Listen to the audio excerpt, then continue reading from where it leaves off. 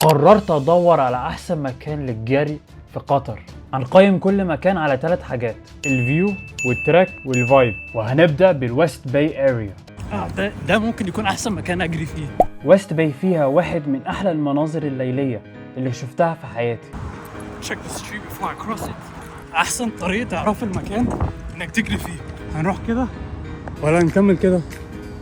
There's BMW here. Let's check out BMW. Here is. Let's check the cars out.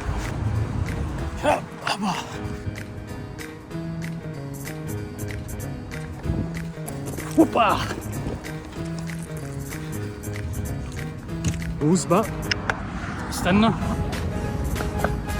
لحد ما يقلب اخضر. يلا بينا. Let's go.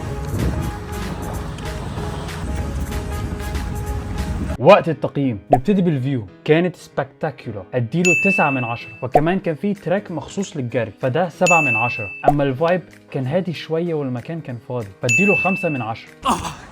وكده خلصنا ال5 كيلو. يلا بينا اللوكيشن اللي بعده.